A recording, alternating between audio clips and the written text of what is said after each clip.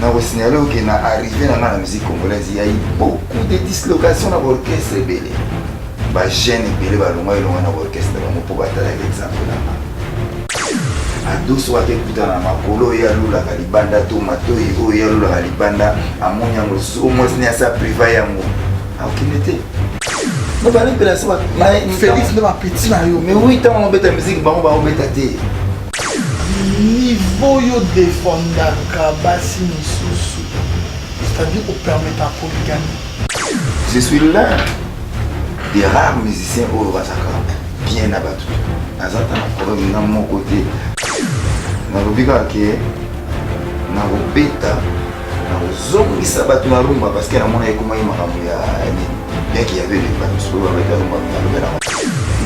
Pour faire le video inspiration pays bon na civisme.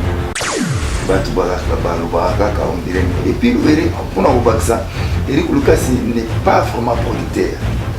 Baye kolisi ngai te kokoma balakisi ngai kaka seko bomae bomwano ya masano natondi te bakabolingana baninga susi te o seku bayibinga bomwana e malgré ça batiki te koswana pire encore bitumba tokindike asalela biso lokola bouclier humain yoyo hey.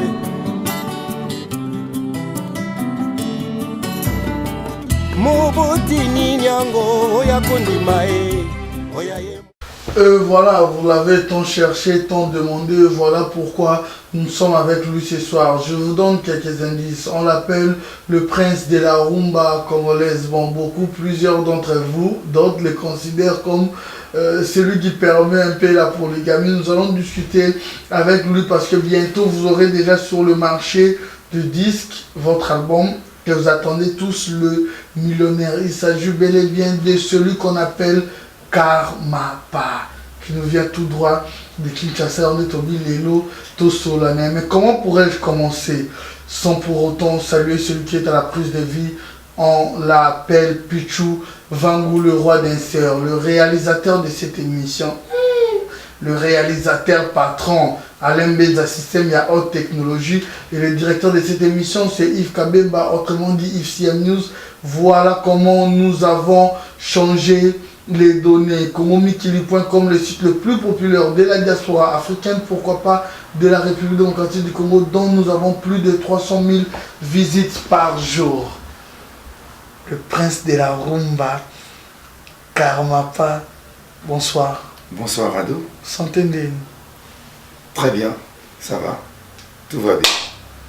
Siko, Karmapa ils ont combo est fondé to combo na youtube da combo scène. Non, Karmapa est un nom d'artiste. À l'origine il a commencé en deux, c'est-à-dire Karma plus loin pas. Natiré on va à combo na vrai nom na poste non. Oui bandana na K et puis poste non et bandana na P. Tout Karma pas. Un vrai combo na ngane olimbisanga ado na loba on penate donc bato balinga ngaba retenir ka Karma pas. Parce que na ngolo monter pour na limiter tant on voyo kamo et sonner les msusu ngombe ka ba ngombe balinga nga. To sonner to ba Congo ka ba Congo le balinga ngi sonner ka Karma pas pour bato tout balinga. Voilà. Karma en fait disco misakala mingi te titre nango eza le millionnaire, mais ils ont un titre Mokobo et Monsieur Député. Les titres album alors que les chansons monakati. Qu'est-ce qui t'a inspiré? Monique a déjà eu Monsieur le Député. Yo poye na Monsieur le Député. Bon, Kolanda pe muninga ndenga bien zara ma bête. Ouais, on a bien. Kolanda pe muninga ndenga ma bête zara ma bête. Ça c'est vrai. Na c'est pas na yo ranson. Non. Na sepeli député na sepela ndenge ndeko na nga wera landa ide na nga parce qu'ils a idée na nga mutu toi yebi ke monsieur le député na banda olobango banda kala et puis tango ya beti monsieur le député na yoki yango na sengi sko na batu ba yoga sko idée originale monsieur le député original et au mapé karate na kata les millionnaires donc ils a na ndenge ma bete ndeko na nga yebi ke on les a titres. Parce que peut-être non, il idée on les a eu ya landi. était yazaki na ngoma bibi c'est dans la TV parce na lobango pe na ba média ebele ayebi ki idée on les anga ayebi ki on les a idée le karma c'est na lobango qui fait pardon c'est na lobango banda kala ça fait au moins 5 ans. Monsieur le député, monsieur le député, monsieur le député. C'est bien parce que tant on va y monsieur le député parce qu'on a invité des artistes et musiciens congolais, faut apporter moi bien. Mais tu travailles, ils ont bougé déjà. On va nous rebeller quand on va bientôt sur le marché.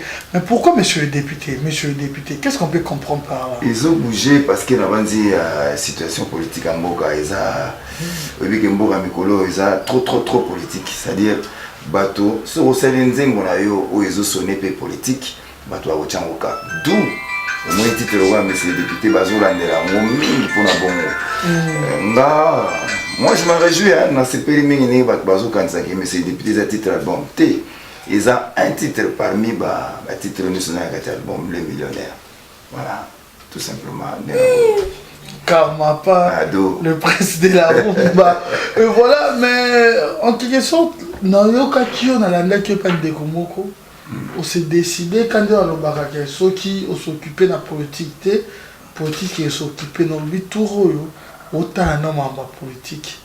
Il y a une émission, on a une décision, on y est réolati. On a le bâté pour la type chemise rouge, mais on a le belga moniere. Pour systématique systématique nini na éviter sozo kanisa nini pour na ngati pe jean ya bleu chemise rouge na moniere na lunette mais lobelika moniere mais na éviter na lobela pour trop na en politique parce que mingi eza symbole moi ata Roger Mbalo là dans peu micro parce que ya chuchi là c'est habitude ya trop na moniere et yo posa na oye na on émission na alors que bisenga ado yuwe ngai na lobela siko mamba politique. Ah non mais politique eza na quotité eza pe na chemise eza pe na pantalon eza na mutu tant on a dit côté oh eza parce que na linga moniere. Mais pourquoi tu as attendu ce moment? Non na zeli moment te na lata côté oh ça fait belé. Non mais pour parler de la politique. Ah non, c'est par hasard, on a été encore par hasard. Mais il a tapé Borsalino, en tout cas, on a été écouté trop.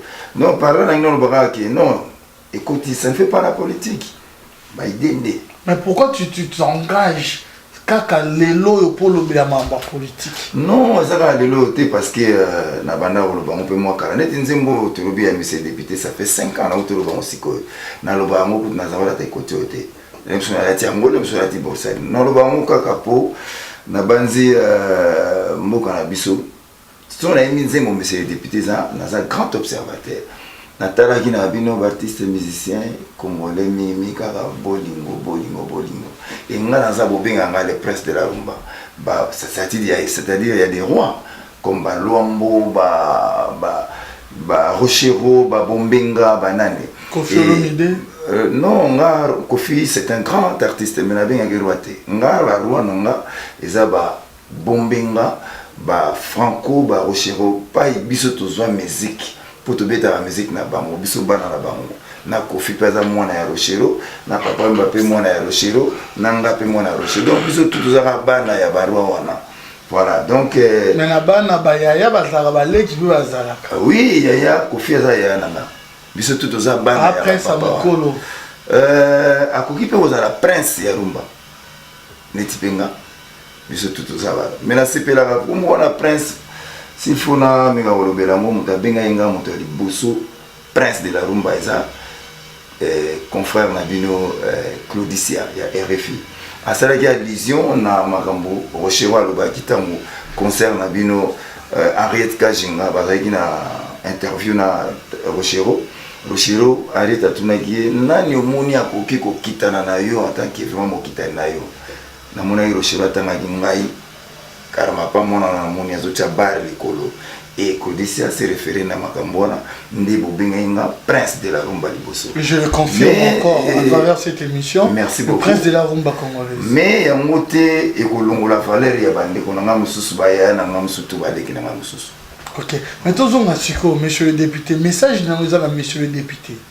Monsieur le député ezaka ka observation na sala ki na mona eke ba député au mona député la mukina tongo akomi kosombela bato ba câble ya courant kofutela bato ba courant ba facture ya courant ba mai ba kofutela bato kosombela bato ba ordonnance ba kisi tout ça nayi komona te mais oza musala ya ba député te on a pu vendre la rue député boye et comme presque makambo basi ba député ba komi ko s'intéresser tout na makambo basi alors que tout vote qui bango pour na makambo na te ils ont une mission très noble.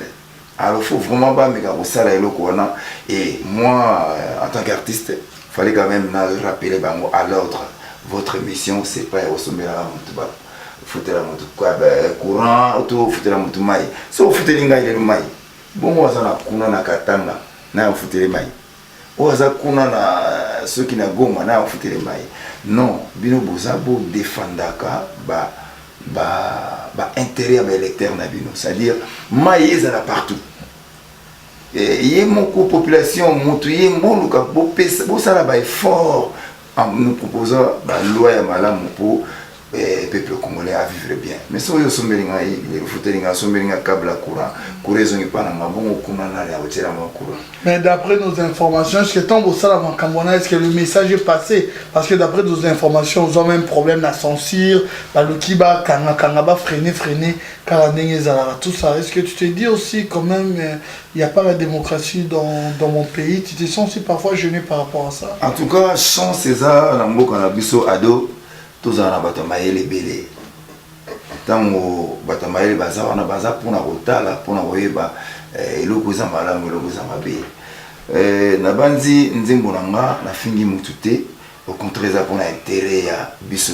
Pourquoi censure ba coincé yo tandis que ba tika bato ba yemba ba insanité ezo leka nango mais yo yembi message ya bon pourquoi bazo coincé bon na banzi ministre ça pesa qui Mobeko, tout ça, tout ça, on a auto censé. Peut-être moi le moko et koshaki va moi la malamuté et ngape naza pe mutu na kosa pe moi erreur mais c'est là yo erreur en moyenne non bon na ba en tout cas censure et tungisi nga mingité et le bina ngape marambo ya mabete parce que ba moni ke na salilo mo ya malamu album mo e ko makalate biso nous sommes à la bataille. Pourquoi mais t'as un sentiment de peur parce qu'on dit qu'on sort à côté mais on est tout ça qui ont mingité mais pourquoi va freiner un mot non va freiner un mot t'es on a pas freiner un mot t'es nga mo na londe nga autour ba awat ba ba ki moi auto censure nga mo na moni ki même so mo eloko yo et koki ko sala boy tikana sala mo boy en tout cas au monde mo ko bima censure ko tungisa moté pour ezo le ba makamo ya malamu pour la population pour la RDC Mobimba.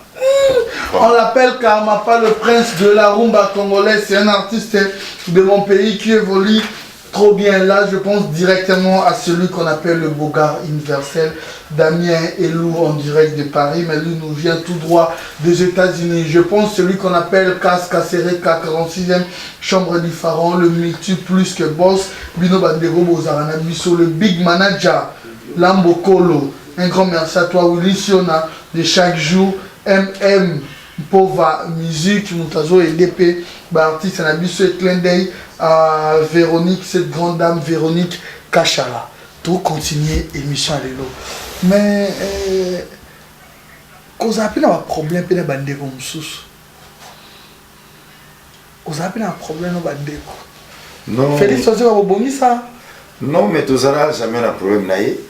Et c'est là qu'il y a une concurrence loyal. Non, loyal.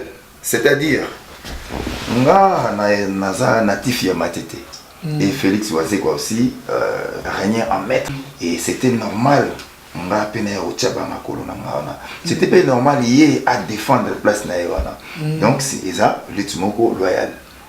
Et batu kakabino ba ado ba adi ba Alain bino bato médiane bo peut-être pour comprendre ma bé peut-être nga pe na éviter rose à la paix peut-être aux bien na mutu yo quand aux bien na mais là sur ba boza bien te yo ebiki nga na ebiki na za bien na ado mais so ado ya iba ka nga na yeto za la guerre donc nga na éviter peut-être alors na éviter so na lo ma bé mais nga yi en ce qui me concerne na za très bien na ye na ba mission nyonso na ta na problème mo tenami je suis là des rares musiciens au Razaka bien abattu.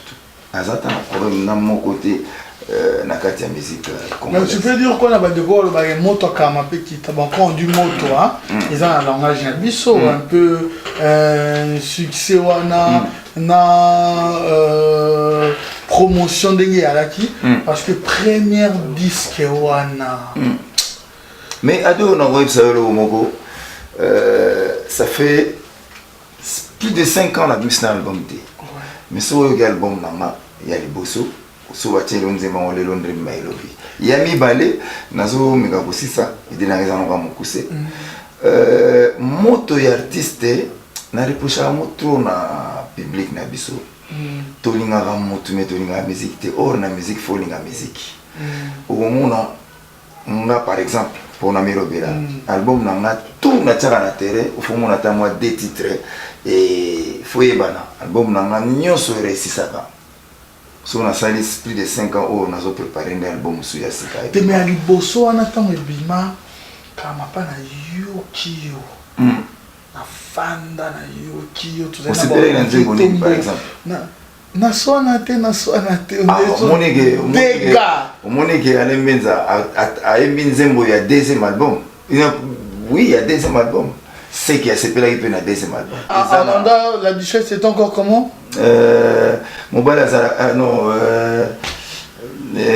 Balogotate, c'est ça peut-être. Mais que si je chantais si Balogotate, Moutazaki ayo yomo borakie na loko c'est comme un problème.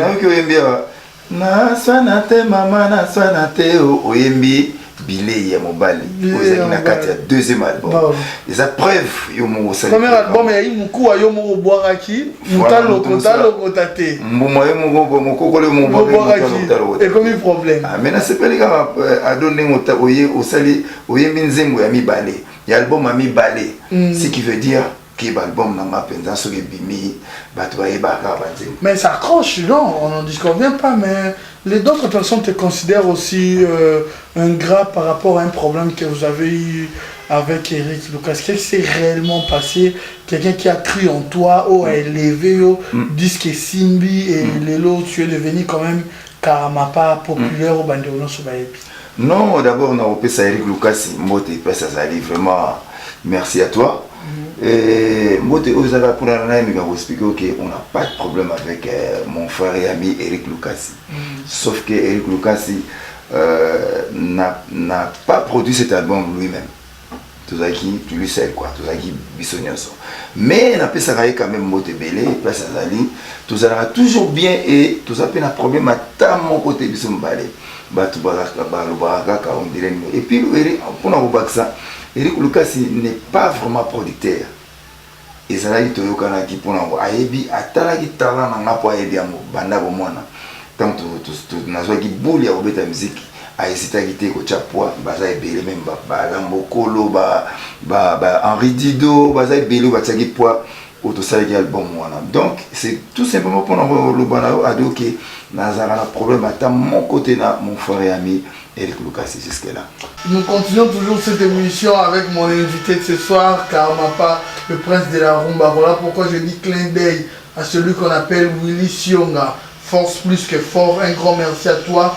Réa Umba, de chaque Landa toujours le Kolo Yaya, big dédicace à toi Willy Moucheni, le code mondial 00243, Willy Moucheni, Achille Nzita, Chouchou Nakenji, depuis l'Angola, Yotika Bar Likolo, Maître Christophe Poutou, Maître Tyson Moukeba, celui qui se respecte, ainsi que Ben Dols, Festival Abilé, les papas Nanaton, mon ami personnel, Karamapa. Ouais. Le prince de la rumba. Vraiment. Papa Azo Misakani était moi un millionnaire, le millionnaire. Vraiment. Karamapa. Ce qu'on a dit bello ya basi. Babi mobali. Nde bande uso aimba rumba abi na ngunga mi balé. Mutu uso akota te po ebebisa. Ça dit mobali abonga pe na mwasi moko. Babi niveau yo défendaka basi misusu, c'est-à-dire au permettre la polygamie. Selon toi, niveau intellectuel ou raisonnable, est-ce que c'est mal selon la culture bantou ou c'est aussi bien qu'on a notre polygame? Non, ado, nayebi ke ba émission tout procès oyo comment nango asina mesana nango. C'est-à-dire bino tout bolobaka qui na encourage la polygamie. Ça me fait très mal là, ça n'a vraiment pas si makasi. Balobaka mbala mususu olingi o mwana na bazwa na classe. Il faut que ça y est, ndenge ba obazwa kité ndenge sort na bango ezali, o batangi te. Ndenge batanga na classe te, sort na bango ezala ndenge ni.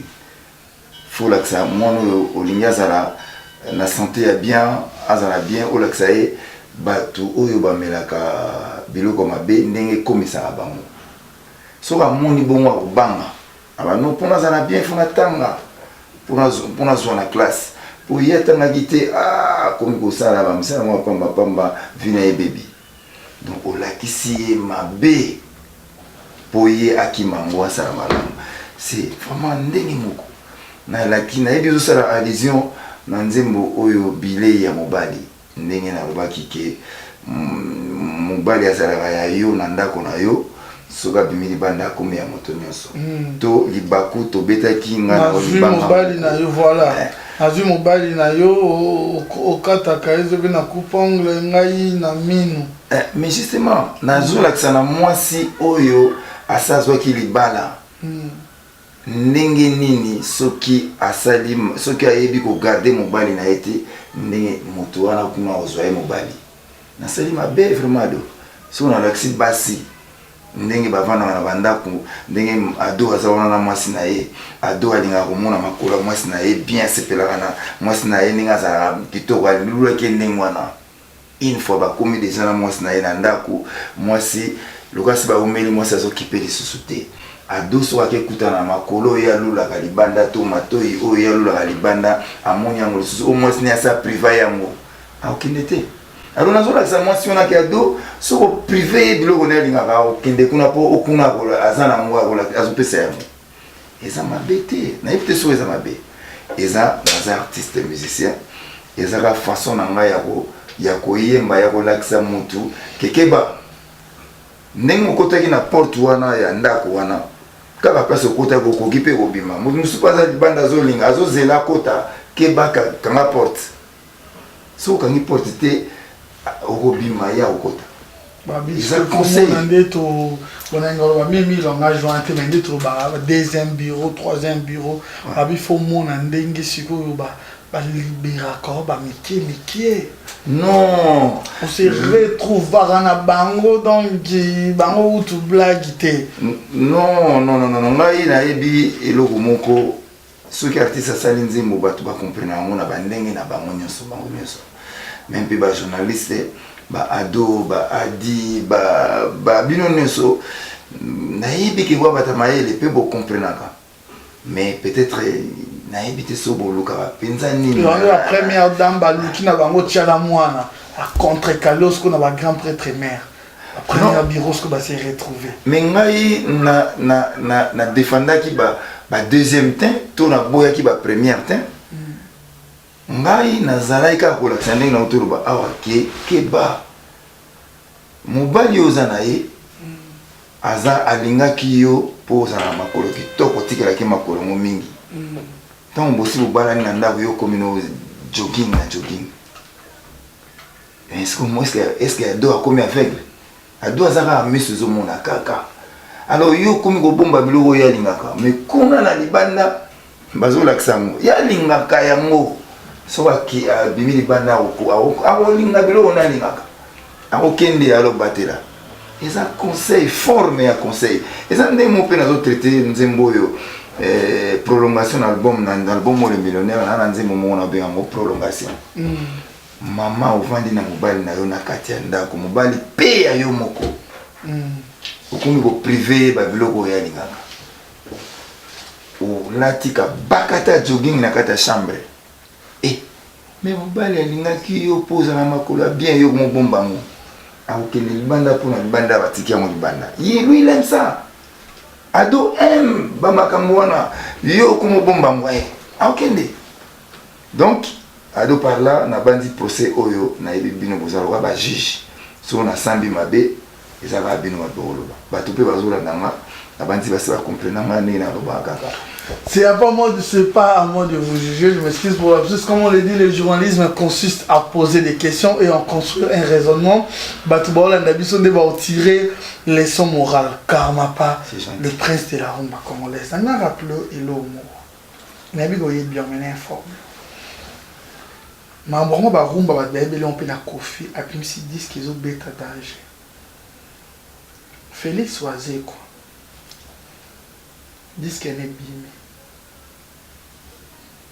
Là qui nous fait rigolo, la disque qu'elle est bimé, il a fallu bimaki.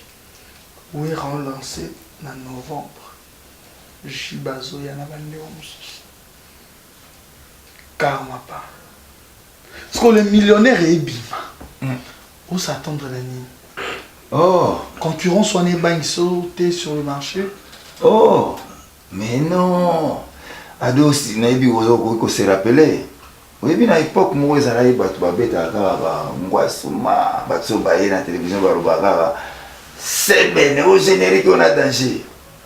Je suis l'un des rares artistes autant on a eu na bibola ti rouge toto la ta jaune.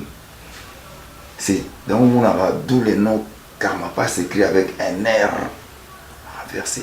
C'est toute une loi, c'est-à-dire retour vers la vraie rumba. Qui est la musique vers la vraie musique congolaise qui est la rumba.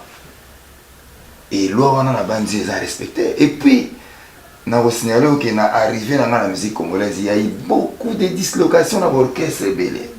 Ba jeune belé ba longa longa dans l'orchestre na bango pour battre l'exemple là. Na rappelé au gango pour ébaquer. On bien.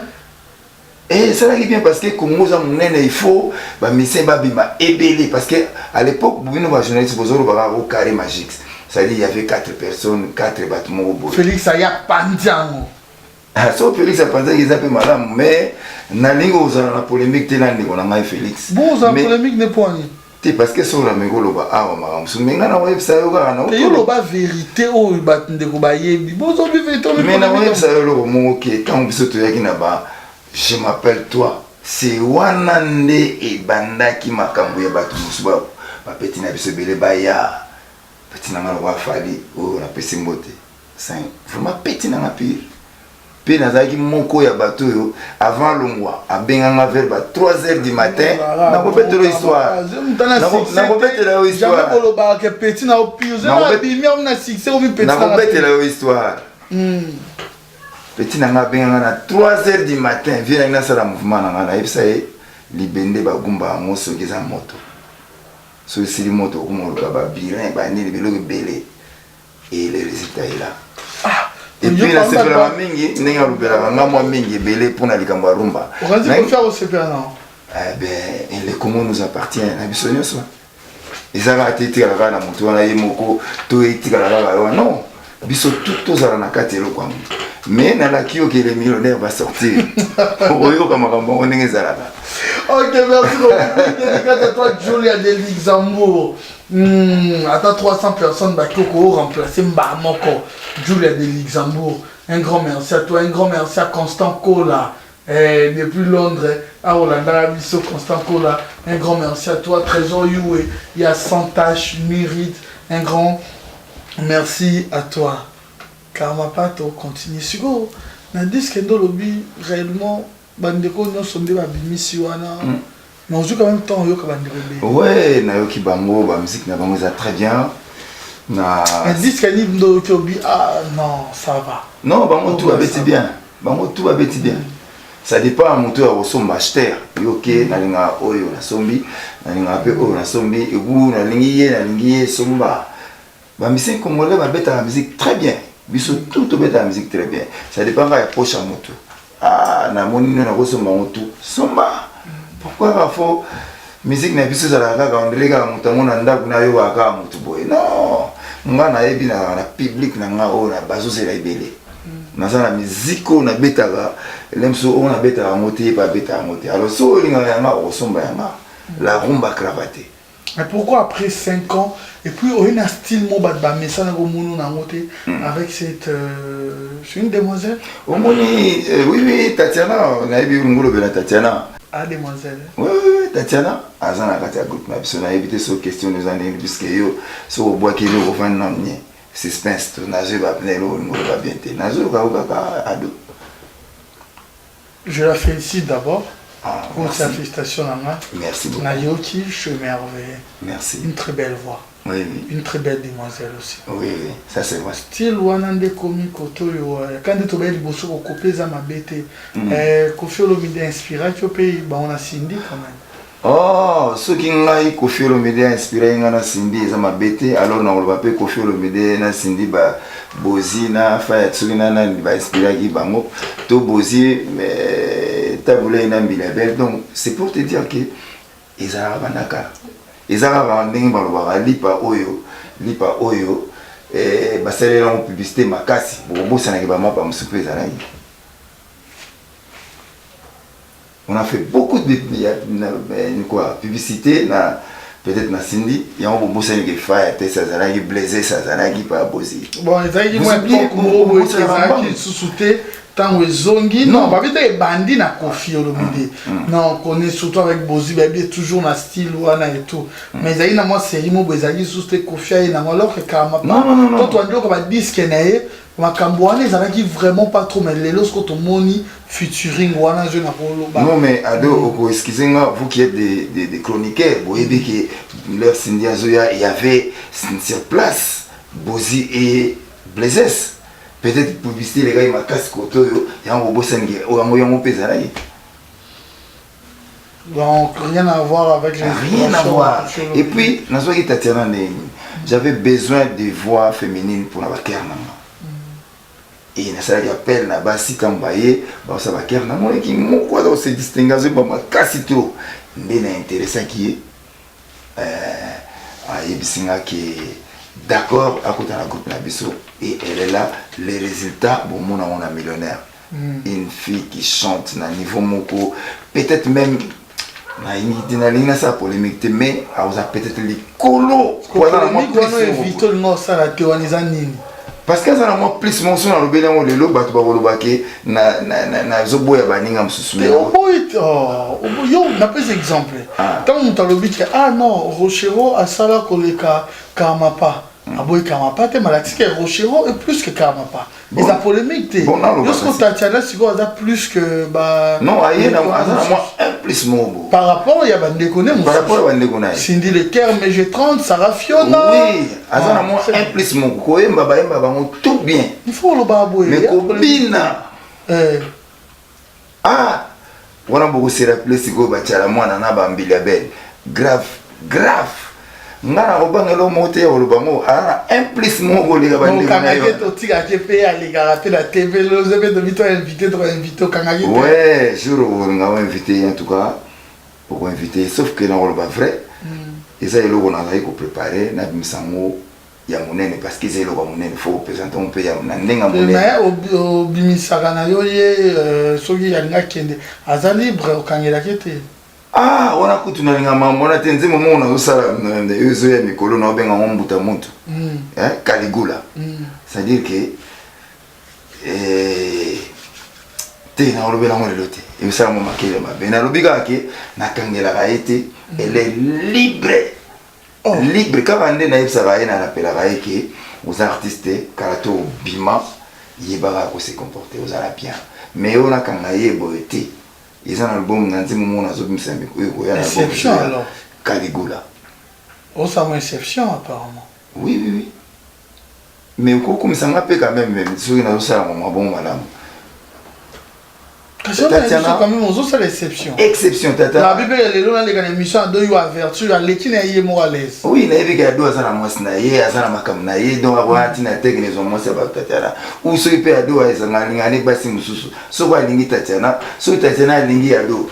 Akomi ka mbanda ya nani on est allé ite. Ngai na linga ga asala boulot na e bien. Mais na conseillerai pe ke kozala deuxième fois moto peza mabe, luko zana un jour zana ombali na yo ya bien. C'est tout. Exception. Voilà. Ok, big dédicace à toi, René Makondele, depuis la Suède. Tozoya Suède, voilà, nous te sais, va contacter Bisso, Henri Dido, Jean-Pierre Dina, big dédicace à vous, clin d'œil à vous, je pense à vous spécialement, et Nancy Koka depuis les États-Unis. Mais aujourd'hui, Bande Rebelle, va comme on a Kamapa Lelo, va monter le roi Bimisika. Bisso te dit quand même histoire, tu es bien Bandakala. Un grand compositeur. Mais Lelo, quand même, oui, après. Ndeko belé lelo yeyo moto lo bango a Félix Fazo ka bimi liboso yo ye na sima mais ça banze mono ba tusu ba yemba honnêtement na lo bango vrai banze mona nga c'est beta pe belé très grand musicien congolais ba yemba banze mona mais o limbisa nga na lo bango na bino nyoso nakoki jamais koya citer que celui-là a imandi monanga ou a imandi monanga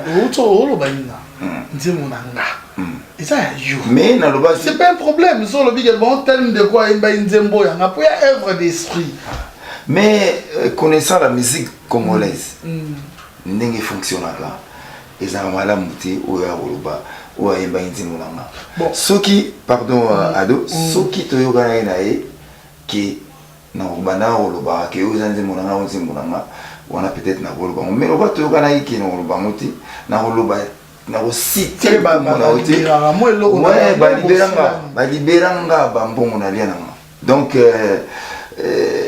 ngana otoloba awati okotuna par exemple petit na Alain Pela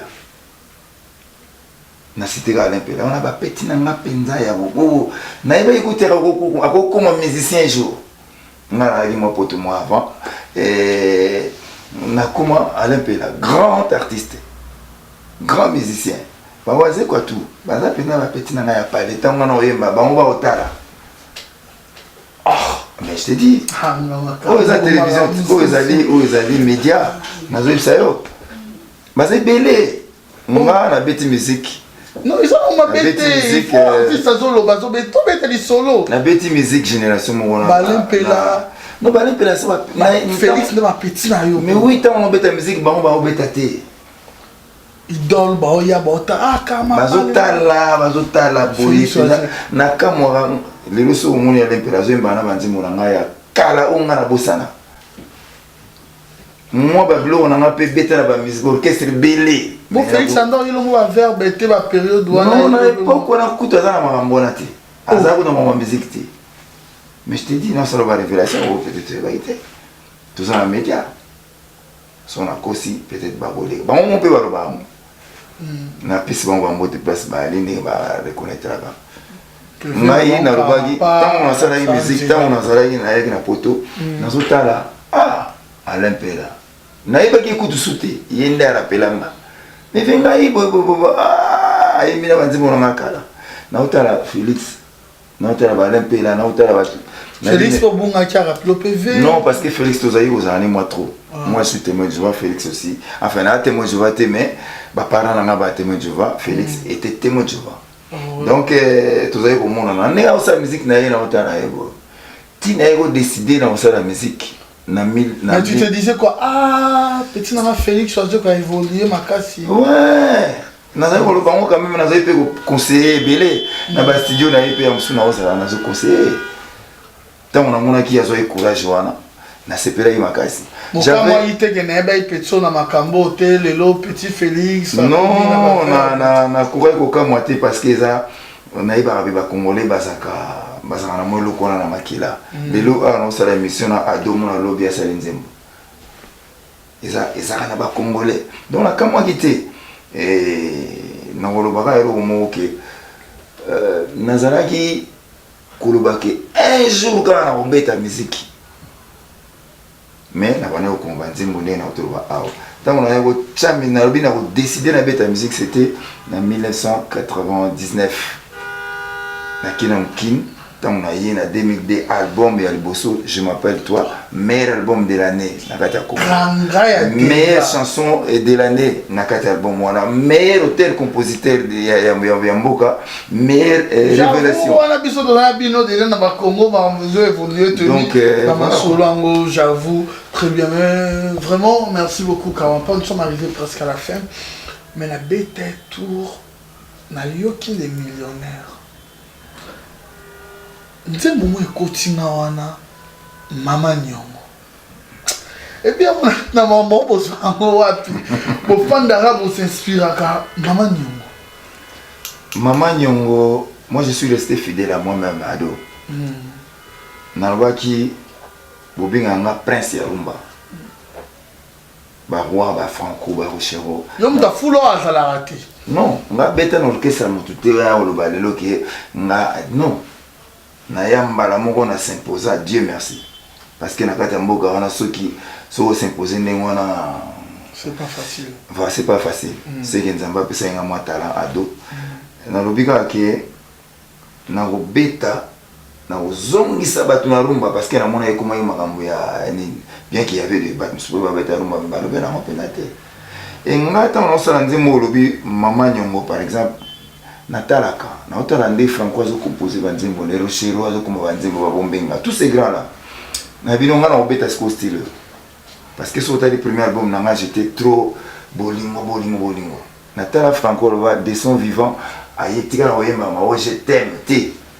Alors nga comme nazalanda ka lokolo ba Franco ya ba lutumba na kota na ba rochero na kota na makambo wana du ba nzimbo ka ba bele ya mobali ya bololo tik 500 francs na tongo na poko réclamer soso. Lelo to komi na makambo ya ba monsieur les députés. Otiki 500 francs na tongo na poko réclamer soso. De otiki 1 euro na Paris na poko réclamer. Ah ouais, mais on a gigot. Ah, mon réclamer gigot alors que otiki 1 euro. 1 euro. Donc mbalo na yembi Mama Nyongo monsieur les députés prolongation pour le bien Mama Nyongo. Nazaka observateur. Natali ndenge ba congolais communauté ndenge ba souffrance dans la famille dans foyer. Mon maman qui a des filles Fendi. Ça qui a Fendi, ça combien? Maman qui a des filles ceux qui dans sa publicité, ça pas tout sur cher. A des filles bijoux, ma puta ba robe mystique. Mais na mobile ya yebité. Et puis ma béo eza na Mama Nyongo. Akovanda na mobile bazotala ado azotala télévision na mama bana bazotala télévision malamu basololi malamu tant que ado ke kosukola koti na chambre mama la na chambre kuna ndesika ya mona malamu ebisa ado na defaki sapato boy na defaki elikuta boy. Le point est dans la chambre. Ah, on a ce qu'on fait au Ganzimbo. Mais on a pas dit ça parce que bayebi na chambre. Qu'on a faiblesse à mobile et bimaga zoba.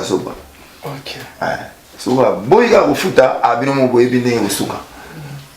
Bino mo boyebi ne usuka. Donc nazo mbaba biloko na pona ko meka po bino bozaso na yembi boye oyo encourager la boyo ça te pona ko meka ko lakisa mama bébélé oyo ba maman pe balosana biso batika ko sana na. Mais dans les albums comment tu arrives à ya batu vraiment balanda yo vraiment batu bazala toujours wana mais sans insanité. Tu es bien bandeko na yo et belé c'est toujours avec des insanités ndé ba on balukara ça ba succès na ba. Comment tu arrives facilement à faire ça? Mais ado merci beaucoup. On n'a pas besoin de insanité pour Otega Disque. On n'a vraiment pas besoin de insanité pour Otega Disque. So kinzi bolobola mobile ya bololo. Otiki 500 francs na tongo. On n'a pas réclamé ce saut. C'est un grand conseil na pesina na batu, mais entre temps batu c'est pas on peut il y a pas d'insanité na kati. Ndenge moko ça dépend ya artiste. Artiste msusu bon. Na ko boya moto za style ya mutu na mutu ya komanzi mona ye na ko reprocher parce que ça style na ye. Mais nga na za besoin na moto parce que na yebike ba congolais nous sommes des bantous to vivre en famille. Ado za na mwasi na ye za le ki mwasi na ye ou bien beau-père na yazawana ba yo ka nzembo ensemble tout va boy donc nzembo nezo beta ceux qui ont conseil ba on so ba conseil ceux qui ont insanité ba on so ba kanimi so ba yoki et mungo ba ngo kima donc nazaka même mutu oyo nazo kanisa na yimbi nzembo na pona ko conseiller batu donc ado musique congolaise ezaka na tina ba sanité pour être comme. Et voilà, nous arrivons lentement vers la fin de cette émission. Mais question d'antiquer dans tout na souka pour l'antiquer au loba. Carrément pas. Ouais. Robin sa disque, nous obéit ta musique. Vous lié sa musique, ta musique, nous désolé ça. Pourquoi? On va faire comprendre ailleurs. Les lots, nous savons qu'il y a aussi un problème des producteurs. Ouais. Est-ce qu'il y en a difficulté à piratage y aller? Nous obéit sa disque, il faut qu'à battre balanda. Nous obéit sa vraiment disque qui côté kama et qu'on accrocher ma moteur aussi. Ouais. Il faut musique et ça business. Et business égale on investir pour en retour aux payer bon. C'est l'une des raisons où il s'agit que disque n'en a pas eu là. Je l'ai commencé ngamoko. Na bandaki yango to na osala ngamoko donc tout va producteur exécutif ya disque ya ngamoko. Mais na yebi boulot na te. Côté ka disque wana il faut appeler ça on a ba colo production et Dieu merci il y a Impova qui est arrivé Impova musique de l'Allemagne. Alors je le salue déjà mais vos années problème terre parce que j'ai un problème puis moi des artistes c'est quand même beaucoup bien ailleurs. Bon mon temps ce ça li comme naïe affaire naïe le jamais problème zalati donc tu gagnes bien en tout cas jusque là tout marché bien. Ni quand on marche avec Eric Lucasi, Docteur, Ndiaye. Eric Lucasi, tu es pour bossi la neka na okabwana. Non, tout ça toujours naïe na uta wolo bango siko. Tout ça toujours naïe, ça toujours na sentir nanga. Sauf que Eric Lucasi c'est un producteur, tu sais musala na été. Musala na été la preuve même temps tout ça là je m'appelle toi. Tous les bagues qui produisent la distribuer en moté, il y a des pirates qui avec Pauvre, ça sort quand? Avec une pauvre musique et Kobima, sauf un prévu. En tout cas, les 11 n'habité où ici on va dans la distribution. Les 11 octobre, le 11 octobre, date où tu fixé pour Ebima. En tout cas, le 11 octobre, sauf un prévu. Album Nabiso les millionnaires et vous en a terrain partout sortie mondiale. Et na lingena lobaki problème eza et vous en attend qui était na problème ata mon côté na en tout cas tout solo bien et na production eza pour la musique distribution to yebiso so Willision ma yemta simbi yenda yemta panza so ini awa na kati ya Paris partout et ngai muta manager nga mutazo kipe ba makambo na ndiba makambo tuninga na ebike Lambokolo le PDG mutu a pesa nga que non voilà avec pouvoir tout sali boy avec boy tout sali boy donc en fait nga nazaka artiste batu bazo diriger nga bango wana. OK, merci beaucoup. Sigo la coutume exige dans cette émission autant la Alain Benza caméra wana lelo makasi wana simba parce que na poso s'adresser na bandeko nyonso ba Hollanda lelo moza na on a posa oyebisa bango peut-être aux temps lobate n'importe quel loza on a poso tala bango pour s'adresser ça va pendant 1 minute 30 secondes. Non na remercier on a Yomoko Ado opportunité au Singapour. Ça fait quand même moi kala na les canaux médias surtout il y a poto et merci mingi na CPL vraiment trop na pesi toazo kamba Congo mikili mbote belé na lobika na batu pour si faut na s'adresser na on s'adresser à la public parce qu'il y a un mission na on s'adresser à la public na lobika que non tolingana musique congolaise ils en ont besoin d'artistes épelés, d'artistes bazala épelés, babeta musique malam, faut nous aider. Moi personnellement, na poète ça va, on a s'excuser parce que l'album est oumeli. Et na lobi na bangoka que non. Et ça va pour et ça la malam munde oumeli. Ça dit musala la malam, koemba bandi mologa ba monsieur député faut oser la otala, oyoka ozo actualité paix et ozo moita. Bandi mologa ba prolongation d'un album na biso Les Millionnaires qui va sortir les 11, ils en ont 10 titres. Na reprendre Washington, on a Makana, je m'appelle Touana Kati. Tous on a une fille qui s'appelle Tatiana, Oiseau et Malakati, ma casse pour découvrir. Et puis, en tout cas, dans le biga qui besoin temps yako déguster yango yako yoka yango malamu et vous comprendrez que tout ça peut quand même na batala au belé. Nga na changé nanga je suis resté fidèle à moi-même na batem nanga mélodie, orchestration, tout. En tout cas, na tikali gande na sarakawana.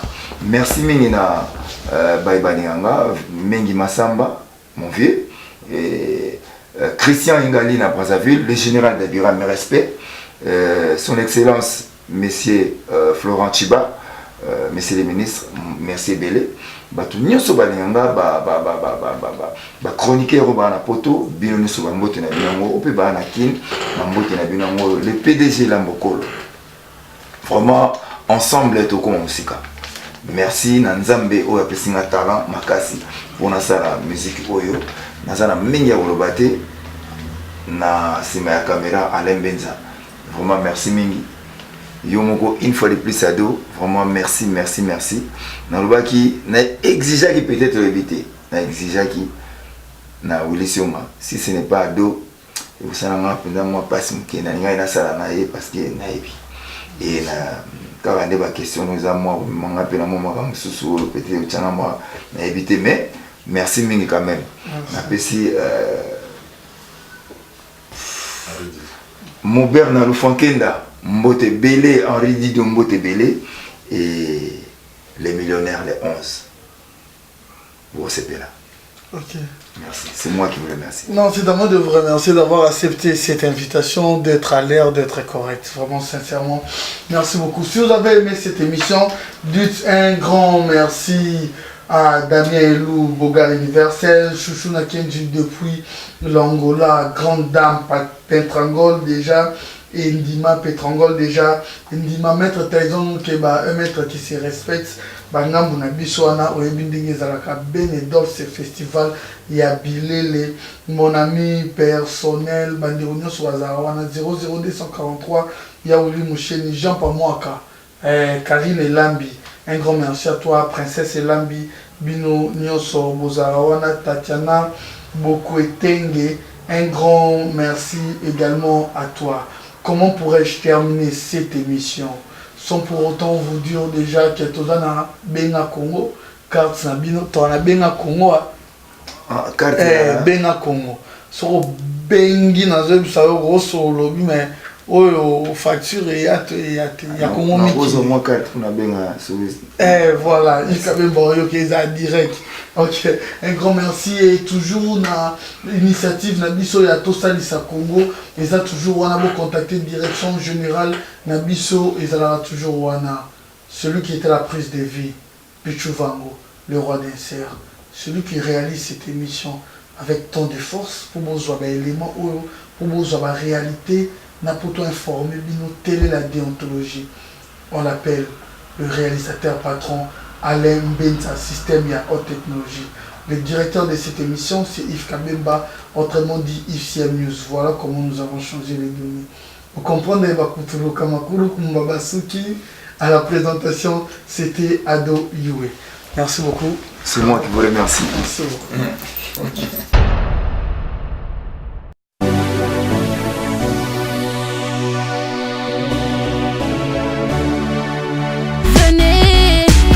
Chantons avec allégresse à l'éternel.